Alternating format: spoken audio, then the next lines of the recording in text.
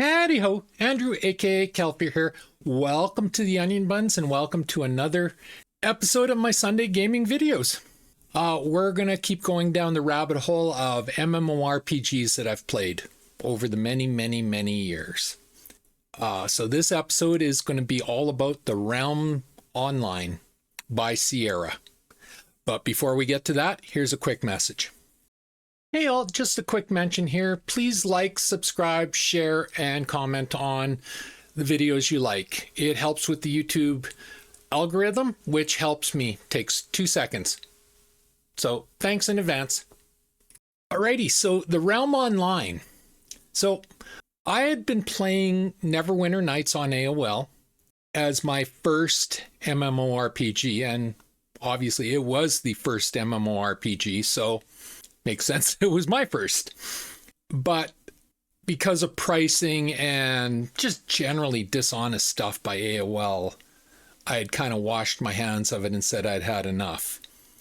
And I went out looking what else was out there. I didn't know if there was anything else out there. I really didn't.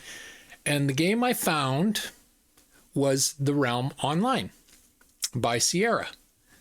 Now, it wasn't as good as Neverwinter Nights. It wasn't. It was, well, the way Wiki says, now you got to be careful with Wiki because they put out a lot of false information because the fans deem it or say it, and it's not fact checked. So what they say, though, is The Realm Online, originally known as The Realm, is a long-running, massively multiplayer online role-playing game, MMORPG, initially launched by Sierra Online in December of 1996 for Windows PC. It was designed in the tradition of graphical MUDs, multi-user dungeons, before the usage of terms massively multiplayer and MMORPG. Since launch, The Realm has been online through the game server, 1996, followed by 3 fresh start servers. The Realm was greenlit in 1994 during negotiations for Sierra's sale of the Imagination Network. I had even forgotten that the Imagination Network existed, to be honest, till I read that. It's like, poof, completely gone. Online social gaming service to AT&T with expectation that it would be included in the sale. However, INN canceled this agreement because they perceived The Realm as a direct competitor to their planned Cyberpark, not Punk, but Park online world, which I got to be honest, I'd never heard of.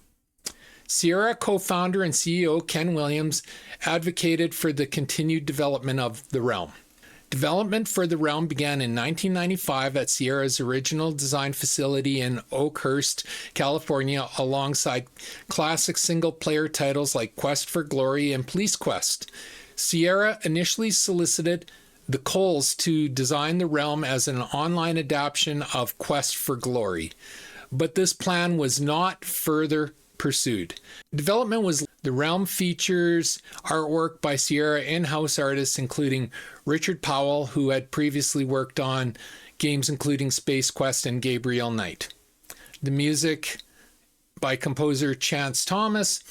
Cell animation style artwork was drawn by hand and digitally scanned. Beta testing for The Realm took place in 1966, and that's when I played it. So I had just left Neverwinter Nights when this started beta testing. I signed up for the beta test and was let in. And Sierra began offering paid subscriptions in 1997. The game was never released to retail outlets and was not widely advertised. So really, I'd forgotten about this, but it wasn't a digital download because back then I was spoiled with a 14.4K a second modem.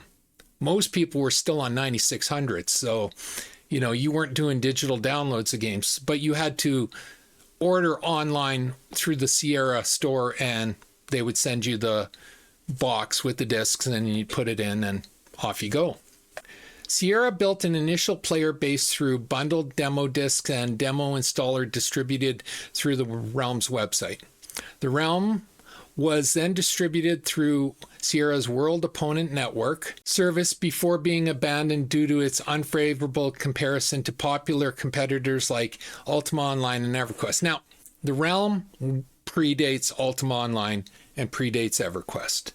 I think I'd have to look it up, but I'm pretty sure EverQuest entered beta in 1999.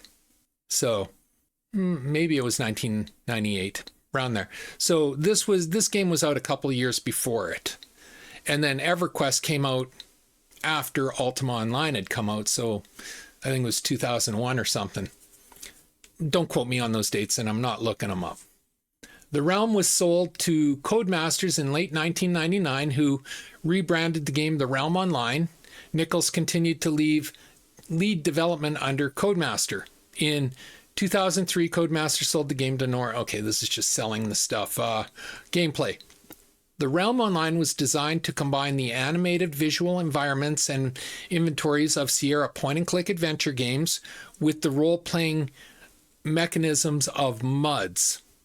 And yeah, that's legit. Like I said before, I think the people that try to say Neverwinter Nights on AOL was a MUD are insane, because it wasn't. It was your first legitimate, massive multiplayer online role-playing game.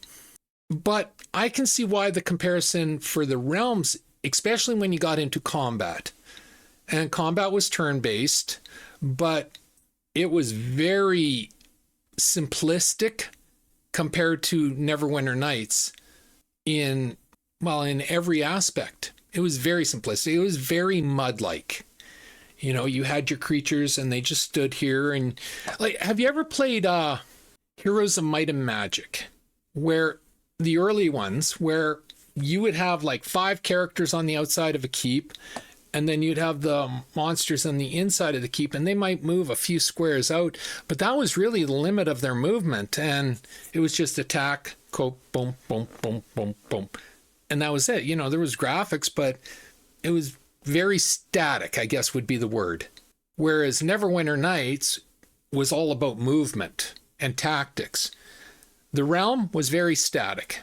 The game features a high fantasy setting inspired by Dungeons and Dragons and Lord of the Rings. Gameplay takes place in discrete rooms which are organized into dungeons, forests, and towns. Players choose the gender, race, elf, giant, or human, and class warrior, adventure, wizard, or thief during character creation. Players also customize the visual appearance of their characters. Now, this is where it separates from MUD. And this is what the people that keep talking about MUDs never take into account. In a MUD, you picked your class, you had this little token, and you just move the token around the map, multi-user dungeon.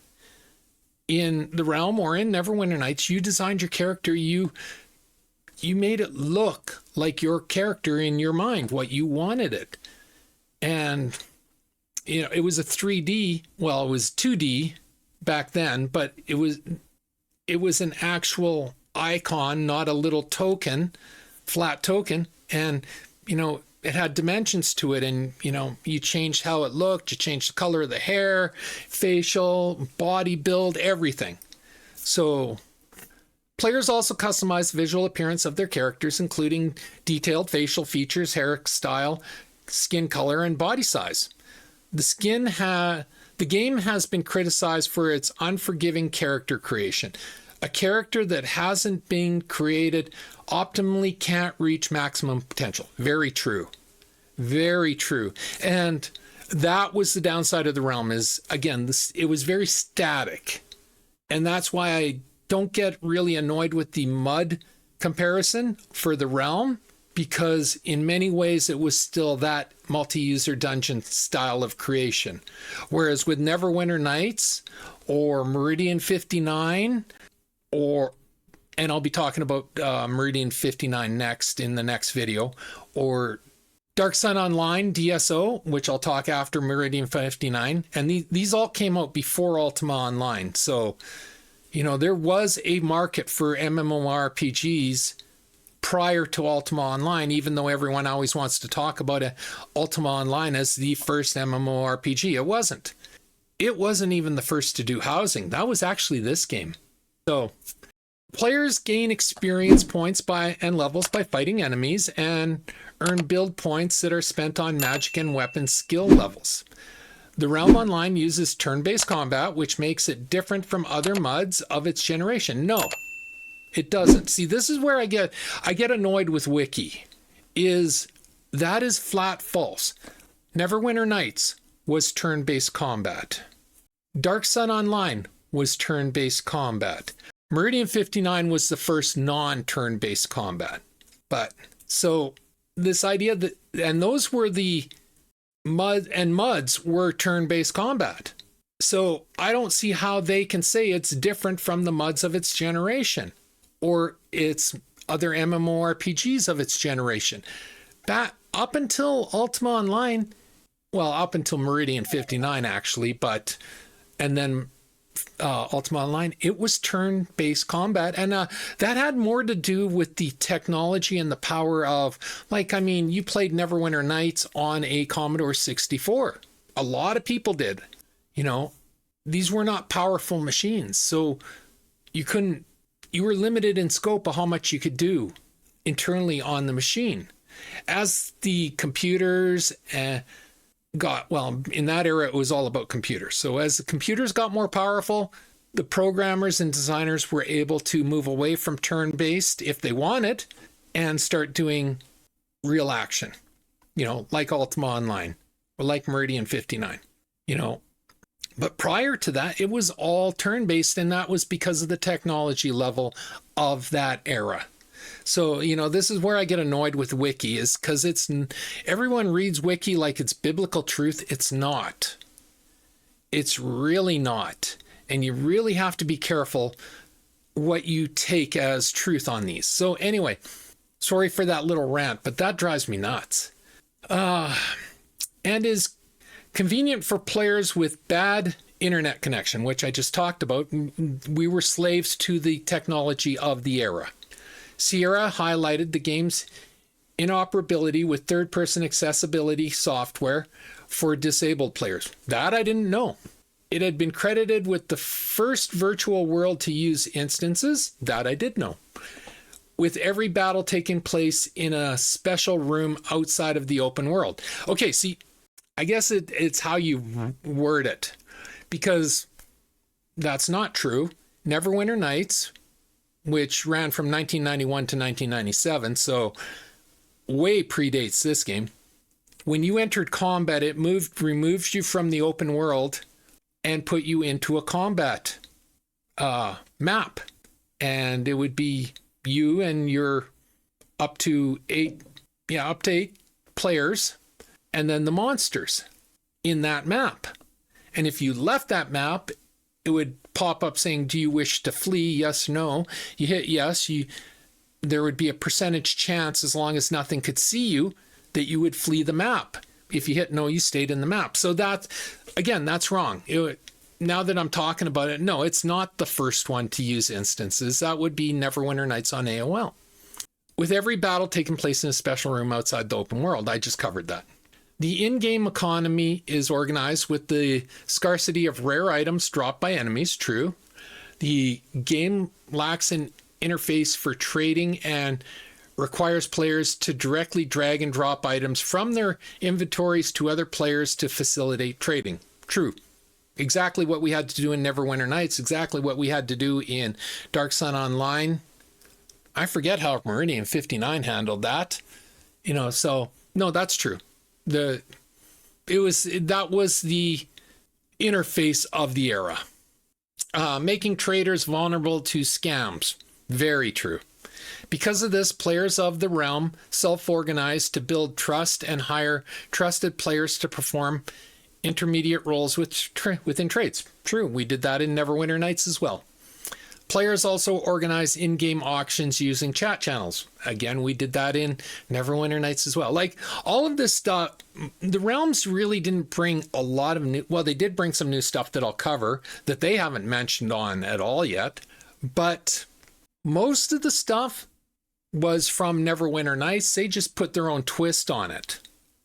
Made the graphics were different than Neverwinter Nights, and the combat was even though it went to an instance, it was still different than Neverwinter Nights. As I say, I compare the Realms combat more to like Heroes of Might and Magic, whereas Neverwinter Nights was all about tactics and movements and defensive spells, and you had to plan everything, whereas with the Realms it was a smash and grab sort of combat. The Realm emphasizes exploration and player interaction over scripted narrative storytelling, and that was its weakness. Neverwinter Nights had amazing story written into its entire world. The Realms really did not. So it was really a hack and slash game at its core, without any story. Included multiple channels for social interaction, including private messages and chat rooms. Yup.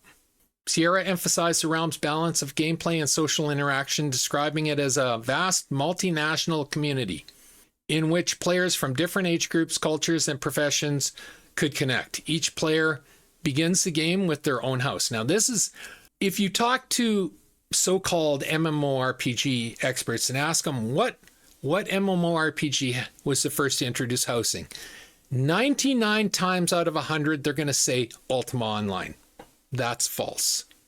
I guarantee you, if I was to pull up the UO Wiki would make that claim. That is false. The Realms was the first MMORPG to offer a home to its players, your own private home. Each player begins the game with its own home, which other players may visit, true, but it's locked, so you had to unlock the door to allow them in. According to lead designer Stephen Nichols, the Realm was purposefully designed to support a range of cooperative and adversarial social interactions, ranging from organizing in-game guilds to house theft and pickpocketing.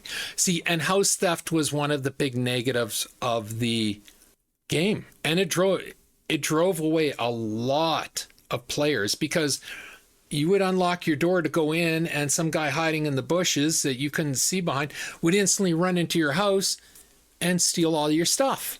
Well, that's not fun. I really struggle to understand why these early developers thought being robbed or pickpocketed even was going to be fun for the person it was happening to. It's not, and I'm so glad. I'm not a big fan of the modern MMORPGs, but I'm glad they've taken this crap out of their games for the most part, because you talk about social experience. Well, that's the counter of a social experience. The Realm was launched without any customer service tool. Oh God, is that true? Trust me, that one is true. Leading the small customer service team to develop in-game countermeasures to moderate griefers, which they did not do. As I said, griefing was horrible, and it drove away a lot of players. Popularity. In the game's first year, 25,000 user accounts had been made. Okay, now, that's pretty good for that era. It's not as good as what Neverwinter Nights had, but that's pretty solid for that era. Nowadays, that's not even good for one server. But back then, that was solid. Representing approximately 30% of the NASCU MMOR market dominated by Ultima Online. Ultima Online did not exist in the first year of the Realms. So again, this is the wiki people, or not wiki, but the fans putting in false information. The Realms 2D graphics were unfavorably compared with 3D games like EverQuest. EverQuest came out like 3-4 years later after the Realms came out. So by the time EverQuest came out, I don't recall anyone playing the Realms anymore. So I don't know why they're trying to compare it to EverQuest. Subscriptions dropped to 6,000 accounts by 2004. Yeah, I believe that. In 2008, the servers would still reach an online population of 100 to 200 players during peak hours, and has since returned to these numbers with the release of the free-to-play version of the server. All right, so that's Wiki. 200 players during peak times is not good, because Neverwinter Nights at this point, when in the first year of the Realm, Neverwinter Nights was hitting 750 players online at one time. So 100 to 200 players during peak hours wasn't anything to brag about. But if you're going to get 750 players, your world needs to support that many players. And 100 to 200 really... Apparently, I didn't know this, but apparently there is a free-to-play version of this game out right now. So you can go online and you can try it. Let me warn you, it's ultra dated. Like, I look at Neverwinter Nights, which is basically 7 years older than this game, and this game aged worse. So, take that for what it is. So yeah, so that's what Wiki had to say. Some good information and a lot of false information. So welcome to the internet, I guess. So my memory of the realms. I actually quite enjoyed the realms at first, during the beta. I saw a lot of potential, but by the 6-month mark of retail, I knew that they were never going to reach their potential. It was just another one of those games where they just weren't hitting it. And, but they had a lot of stuff. Like, they had the customization of characters, which was new.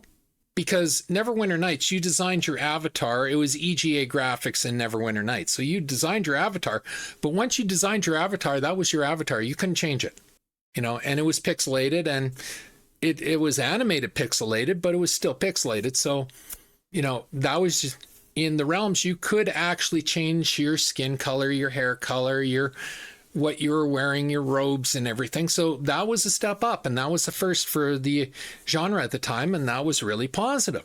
They also had crafting, which Neverwinter Nights did not have. So I'm trying to remember, but they had alchemy for sure, and dyes, and I think they had weaponry, like shields and swords and all that, and then they had the spell crafting and everything. So they had all of that in a very simplistic early form, but they had it. And that was new. And then, of course, they had the housing. And the housing worked. You would walk up to the, we'll call him the teleporter. Here's a picture of it. And you'd type in your name, and it would port you over to your house, or your number, I guess. I think it was a code you had. And it would port you over to your house. And you'd walk up and you'd unlock the door and you'd open the door and walk in, and hopefully nobody's hiding in the bushes to run in and steal from you. And you would come in and you would have a room with a fireplace and a door, and you'd go through the door and you had a bedroom. And in the bedroom you had a lockable chest, but it only held so much. So what a lot of people did is they dumped their goods on the floor in the living room because they couldn't put their goods in the chest. They would only put really powerful magic items in the chest that was locked because that couldn't be picked. But gold and stuff like that, they'd just dump on the floor because there was no bank. And that's what people were stealing when they were running in. They'd run in and they'd pick everything up off the floor and run out. And that pissed off a lot of people. Like, the wiki tries to make it sound like that was a positive. That was not a positive. Not in the least. And yeah, so it had the first form of housing, contrary to what wikis will say about Ultima Online. No, it was the realm. So the realm had a lot of firsts. They had a lot of good ideas. They just never expanded on those ideas. And that's ultimately what drove people away. So, yeah, and, the adventuring, it's, the more I talk about it, the more the adventuring feels very Heroes of Might and Magic before there was a Heroes of Might and Magic. So if you don't want to play the free version of the realm, just load up an early Heroes of Might and Magic, and that's kind of what the combat was. It wasn't anything to write home about. It was very simplistic, and it was basically hack and slash. There wasn't any real tactics or defense or anything. It was just hack and slash. And it did get boring after a while. And, early levels, you're spending... The grind was horrendous in the realm. I don't know if they changed it for the free servers, but during the beta and during the early retail, the grind was just horrendous. And I don't mind grinds. Like, I'll spend hundreds of hours if I'm entertained, but their combat wasn't entertaining. So that was the downside of that. And, obviously I was looking at maps online, and I think they may have added a number of zones to the world because the initial world was not big. And that's what I was saying. It's like you get 100, 200 players into the initial world, and you like, it would drive you nuts because, oh, this guy's got a fight going here, and this guy, and everything's taken up, and you're just like kind of standing back waiting for them to leave the area so that you can fight something. It was a very small playable area. But yeah, overall, like, you got to remember, I'm going to say this was the second MMO. I can't remember if Dark Sun Online came out before it, but I'm going to say this was the second MMO ever made. And it wasn't as good as Neverwinter Nights, but it was still a solid game for its era, for its time. And yeah, and yeah, it was fun. It was fun. And I think a lot of modern day Rift players played the Realms because, oh my God, was there a lot of cyber sex going on in that game. Those housing units were put to good use back then, let me tell you. And the funniest thing I saw is, like, I didn't catch on to this at first, but if you took a robe and you dyed it your skin color for females, like, there was no nudity in the game, obviously, back then, but this is what they did, is they dyed this robe to their skin color. It made it give the impression that the females were naked. And, that's how they would do it. It's just like, shake your head. It's like, okay. Like I said, I think a lot of the Elder Scrolls Online players, if you ever went to Riften, I think a lot of those players played the Realms because, it's much the same thing. But anyway, yeah, it was a good game for its era. I don't know if anyone could actually go back and play it now. It's not aged well, in my opinion. Now, I haven't seen what changes they've made for the modern day free servers. Maybe they've changed a bunch of it. I don't know. But what I played back then will not have aged well, and I don't think many people nowadays would be very interested in playing it. Whereas Neverwinter Nights the players of Neverwinter Nights, they made a recreation of it. They tried to get the license and they couldn't, so they made a recreation of it called Forgotten Worlds. And, it's very accurate to what Neverwinter Nights was. So, and it's free to play as well, but, it's all player developed and made and everything. Like Kevin and his wife, the lead designers, they did an excellent job on it. And when I do Neverwinter Nights, I will be doing an in-depth of FW and giving you links and everything. Well, I'll put a link to FW in the description of this video as well. So if you want to check it out, you can go check it out. But yeah, I don't think the Realms will have aged very well. And I know Dark Sun Online has not aged very well. So, because I did go back and try that game a number of years ago. But yeah, it was one of the first MMORPGs. And I honestly think without the Realms, Ultima probably wouldn't have gone so heavily into housing and crafting and everything. Like, the Realms was the starter, and then Ultima built off it. So, they make no mistake, the Realms, Ultima, they were not in direct competition with each other. The Realms and EverQuest, they were not in direct competition with each other at any point in time. The Realms was the number 2 MMORPG behind Neverwinter Nights when there was 2 MMORPGs on the market. And it was a pretty big gap, as you heard. The Realms at its peak was getting 100 to 200 players during peak times. Neverwinter Nights was getting 750 at peak times. And that was unheard of at the time, because when Ultima came out, they upped it to 1,000, but that was their cap, 1,000. So that's only 250 off of what Ultima came out with years later. as the cap. So 750 was really impressive for Neverwinter Nights. 100 to 200 really wasn't that impressive. They were a distant number too. Anyway, that's my trip down memory lane of the Realms. Not my favorite MMORPG, but I have fond memories of it. And like I said, I saw the potential in it. It had huge potential. Sierra just never did anything with it. And that's a shame, but we've seen lots of games over the years